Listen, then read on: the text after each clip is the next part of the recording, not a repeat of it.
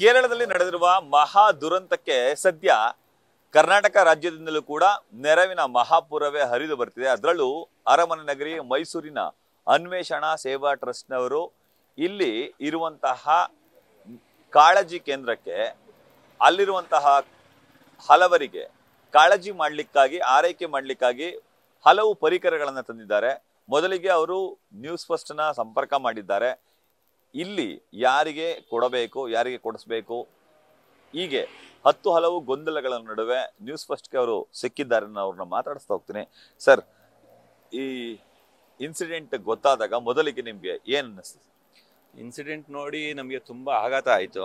ಈ ಥರ ಪ್ರಾಣಹಾನಿ ಆಗ್ತಿರೋದು ನೋಡಿ ಎಷ್ಟೋ ಜನಕ್ಕೆ ಆಹಾರದ ಸಮಸ್ಯೆ ಇರುತ್ತೆ, ಹಾನಿ ಆಗ್ತಿರೋದಕ್ಕೆ ಅದಕ್ಕೆ ಮೆಡಿಸಿನ್ ವ್ಯವಸ್ಥೆ ಬೇಕಾಗುತ್ತೆ ಅಂದ್ಬಿಟ್ಟು ನಾವು ನಿನ್ನೆ ಬೆಳಿಗ್ಗೆ ಒಂದು 6 ಗಂಟೆಲಿ ಡಿಸೈಡ್ ಮಾಡಿ ನಮ್ಮ ಸ್ವಯಂ ಸೇವಕರು ಪ್ಲಸ್ ವಾಲಂಟಿಯರ್ಸ್ ಆಗಿ ಬರ್ತೀವಿ ಅಂತ ತುಂಬ ಜನ ರೆಡಿ ಇದ್ದರು.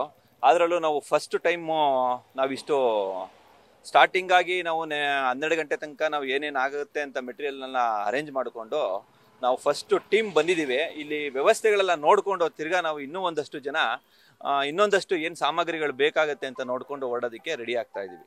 ಏನೆಲ್ಲ ಸಾಮಾನುಗಳನ್ನ ತಂದಿದ್ದೀರಿ ಸರ್? ನಾವು ದಿನನಿತ್ಯ ಸಾಮಾನುಗಳು ತಂದಿದ್ದೀವಿ. ಫುಡ್ಡು, ಬ್ರೆಡ್ಡು, ಬಿಸ್ಕೆಟ್ಸು, ಆಮೇಲೆ ORS, ಮೆಡಿಕಲ್ ಐಟಮ್ಸ್ಗಳು, ಆಮೇಲೆ ಸ್ಲಿಪ್ಪರ್ಸು, ಆಮೇಲೆ ಲೇಡೀಸ್ ಡೈಪರ್ಸು, ಮಕ್ಕಳು ಡೈಪರ್ಸು, ಈ ಥರ ಎಲ್ಲ ಸುಮಾರು ಸಾಮಗ್ರಿಗಳು ತಂದಿದ್ದೀವಿ ಸರ್. ಒಂದು 800 ಜನಕ್ಕೆ ಆಗೋಂಥ ಸಾಮಗ್ರಿಗಳನ್ನ ತಂದಿದ್ದೀವಿ.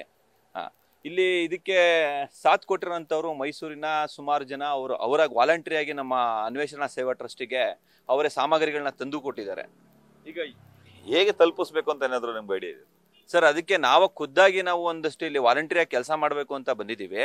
ಖುದ್ದಾಗಿ ನಾವು ಏನಿದೆ ಇಲ್ಲಿ ಸಮಸ್ಯೆಗಳನ್ನ ನೋಡೋಣ ಅಂತಲೂ ಬಂದಿದ್ದೀವಿ.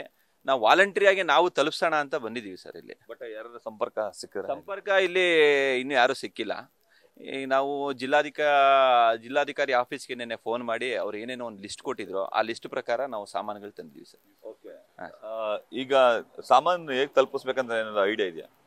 ಅದೇ ನಾವು ನೋಡ್ತಾ ಇದ್ದೀವಿ ಸರ್. ಈಗ ಅದನ್ನೇ ಸರ್ವೆ ಮಾಡ್ತಾ ಇದ್ದೀವಿ ಯಾವ ರೀತಿ. ಇಲ್ಲ ಅಂದರೆ ಇಲ್ಲಿ DC ಆಫೀಸ್ ಅವರು ನೆರವು ತೊಗೊಂಡು ಮಾಡೋದಾ ಇಲ್ಲಿ ಏನು ಅಂತ. ಅದಕ್ಕೆ ನೀವು ಸಿಕ್ಕಿದ್ದು ನಮಗೆ ಸಹಕಾರ ಆಯಿತು, ನಮ್ಮ ಚಾನಲ್ನವರು. ನಿಮ್ಮ ಸಹಕಾರದಿಂದನೂ ಈಗ ನಾವು ಏನು ಮಾಡ್ಬೋದು ಅನ್ನೋದು ನಿಮ್ಮ ಗೈಡ್ಲೈನ್ಸ್ ತೊಗೊಂಡು ಮುಂದುವರಿಯಬೇಕು ಅಂತ ಇದ್ದೀವಿ ಸರ್.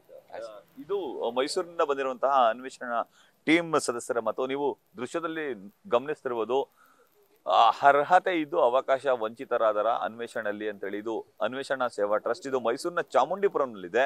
ಸುಮಾರು 9 ಮಂದಿಯ ತಂಡ ಈಗ ಆಗಮಿಸಿದ್ದಾರೆ. 9 ಮಂದಿಯ ತಂಡ ಆಗಮಿಸಿ 800 ಮಂದಿಗೆ ಆಗುವಷ್ಟು ಬಟ್ಟೆ ಹಾಗೂ ವಸ್ತ್ರಗಳು ಸೇರಿದಂತೆ ಆಹಾರ ಪದಾರ್ಥಗಳನ್ನು ಕೂಡ ತಂದಿದ್ದಾರೆ. ಆಹಾರ ಪದಾರ್ಥಗಳನ್ನು ತಂದು ಇಲ್ಲಿರುವಂತಹ ಕಾಳಜಿ ಕೇಂದ್ರಕ್ಕೆ ತಲುಪಿಸಲಿಕ್ಕೆ ಅವರು ನ್ಯೂಸ್ ಫಸ್ಟ್ ಟೀಮನ್ನು ಸಂಪರ್ಕ ಮಾಡಿದ್ದಾರೆ. ಯಾಕೆಂದ್ರೆ ಇಲ್ಲಿ ಯಾರು ಕೂಡ ಗೊತ್ತಿಲ್ಲ, ಯಾರನ್ನ ಸಂಪರ್ಕಿಸಬೇಕು ಅನ್ನೋದು ಕೂಡ ಗೊತ್ತಿಲ್ಲ. ಹಾಗಾಗಿ ಅವರು ನ್ಯೂಸ್ ಫಸ್ಟ್ ಟೀಮನ್ನು ಸಂಪರ್ಕ ಮಾಡಿದ್ದಾರೆ. ಸದ್ಯ ನಾವೀಗ ಕಾಳಜಿ ಕೇಂದ್ರಕ್ಕೆ ಅವ್ರನ್ನ ಕರೆದೊಯ್ದು ಇದನ್ನ ಅವರಿಗೆ ಕೊಡಿಸುವಂತಹ ಕೆಲಸದಲ್ಲಿ ಕೂಡ ನಿರತರಾಗೋಣ. ಮೆಪ್ಪಾಡಿಯಿಂದ ಕ್ಯಾಮರಾಮನ್ ವಿನಯ್ ಜೊತೆ Ravi Pandavapura, news first Kerala. News first ನಿರ್ಭೀತಿಯಿಂದ ನಿಮ್ಮ ಪರವಾಗಿ.